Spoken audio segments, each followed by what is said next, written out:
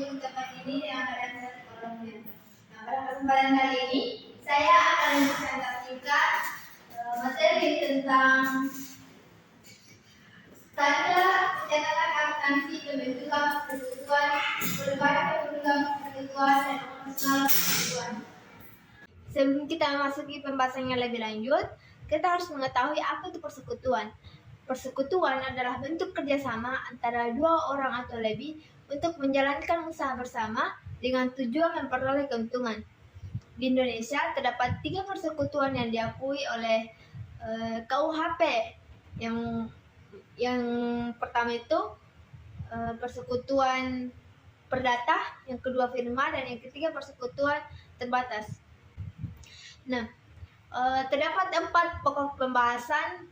Yang pertama itu bagaimana standar pencatatan akuntansi pembentukan persekutuan, perubahan kepemilikan persekutuan, dan operasional persekutuan.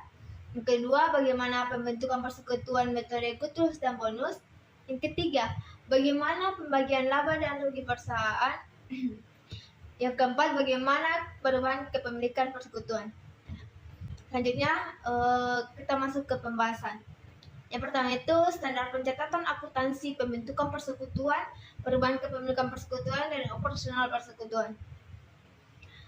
Yang pembahasan pertama yaitu sifat entitas persekutuan. Sifat entitas persekutuan terdiri dari 2. Yang pertama itu regulasi hukum persekutuan, yang dimana akuntansi yang bekerja untuk persekutuan harus memahami hukum dan undang-undang terkait dengan persekutuan, karena hukum dan undang-undang persekutuan menjelaskan hak-hak setiap sekutu dan kreditor pada tahap pembuatan, operasional, dan likuiditas persekutuan. Yang kedua itu definisi persekutuan. Pada KUHP bab 8 bagian 1 pasal 1618 dinyatakan bahwa persekutuan adalah perjanjian antara dua pihak atau lebih yang setuju untuk menginvestasikan sesuatu ke dalam usaha agar memperoleh keuntungan, dan persekutuan itu dibagi di antara mereka. Nah, yang kedua itu akuntansi untuk pembentukan persekutuan. Pada saat pembentukan persekutuan, setiap sekutu diperlukan untuk melakukan penilaian yang tepat terhadap aset non-kas dan liabilitas yang dikontribusikan oleh masing-masing sekutu. Yang ketiga itu akuntansi untuk operasional persekutuan. Di dalam akuntansi operasional persekutuan ini, masing-masing sekutu harus memiliki 3 akun, yang dimana terdiri dari akun modal, akun price, dan akun pinjam. Selanjutnya, pembentukan persekutuan, metode kutus dan bonus. Masing-masing sekutu, modal masing-masing sekutu dibagi berdasarkan pembagian laba dan pembagian aktiva di dalam likuiditas. Selanjutnya rasio pembagian laba rugi. Apabila laba rugi dibagi dengan rasio tertentu, maka metode bonus dan kutus akan menghasilkan rasio yang sama. Yang ketiga, masuknya sekutu baru dengan cara menyetor modal. Jika seseorang ingin bergabung dalam suatu sekutu, maka sekutu itu harus menyetorkan modal, yang dimana besar setoran modal sekutu tersebut tidak selalu sama dengan besarnya setoran sekutu yang lainnya, karena hal ini dipengaruhi oleh keadaan persekutuan sebelum masuknya sekutu baru dengan setoran modal sekutu baru. Selanjutnya, pembagian laba dengan rugi persekutuan. Yang pertama itu metode pembagian laba. Metode pembagian laba merupakan cara yang digunakan untuk memperhitungkan pembagian laba. Yang kedua, macam-macam metode pembagian laba. Ada beberapa macam metode pembagian laba. Yang pertama itu laba dibagi sama. Yang kedua, laba dibagi dengan rasio tertentu. Yang ketiga, laba dibagi menurut perbandingan modal. Selanjutnya, metode pembagian laba dengan perhitungan khusus. Adapun beberapa metode pembagian laba dengan perhitungan khusus. Yang pertama itu laba dibagi dengan memperhitungkan bunga modal. Yang kedua, laba dibagi dengan memperhitungkan gaji dan atau bonus. Yang ketiga, laba dibagi dengan memperhitungkan bunga modal serta gaji dan atau bonus. Perubahan kepemilikan sekutu. Ada beberapa yang mempengaruhi berubahnya kepemilikan sekutu. Yang pertama itu pembubaran persekutuan. Yang kedua, sekutu baru membeli hak sekutu lama. Yang ketiga, sekutu baru membeli modal.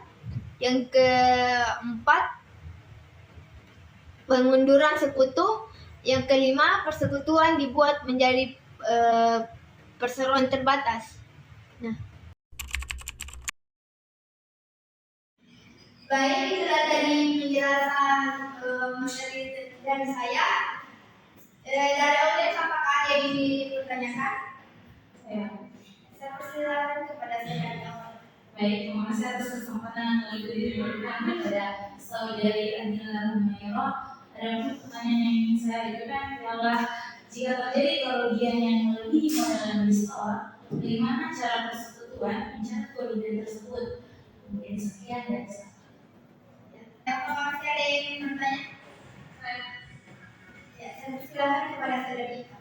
Baik, terima kasih atas materi yang telah memberikan kesempatan kepada saya. Langsung saja, ada pertanyaan saya itu jika salah satu mitra keluar dari persekutuan dan menerima pembayaran yang lebih besar daripada saldo modalnya, bagaimana perbedaan tersebut dicatat? Saya sampaikan kembali ke materi. Terima kasih pertanyaannya. Pertama, saya akan menjawab pertanyaan dari saudari Yola. Jika terjadi kerugian yang melebihi modal yang disetor, itu ya. Jadi, kalau misalnya terjadi kerugian modal yang disetor itu, yang pertama itu kerugian akan mengurangi modal sekutu dengan proporsi kepemilikannya. Lalu jika kerugiannya melebihi modal, sisa kerugian itu akan dicatat ke utang kepada persekutuan yang harus dibayarkan oleh sekutu sesuai dengan kesepakatan. Selanjutnya saya akan menjawab pertanyaan dari saudari Ipa. Jadi jika salah satu mitra keluar dari persekutuan dan menerima pembayaran lebih besar daripada saldo modalnya, maka perbedaan tersebut perlu dicatat dengan memperhatikan sumber dana pembayaran selisih tersebut, di mana kemungkinan pencatatannya itu selisih dibebankan kepada sekutu yang tersisa, selisih dibebankan sebagai goodwill, selisih dibebankan kepada laba ditahan atau dibiayai langsung oleh persekutuan. Itu tadi jawaban saya. Baik, terima kasih atas jawaban yang telah diberikan oleh materi, jawaban yang sangat luar biasa. Terima kasih.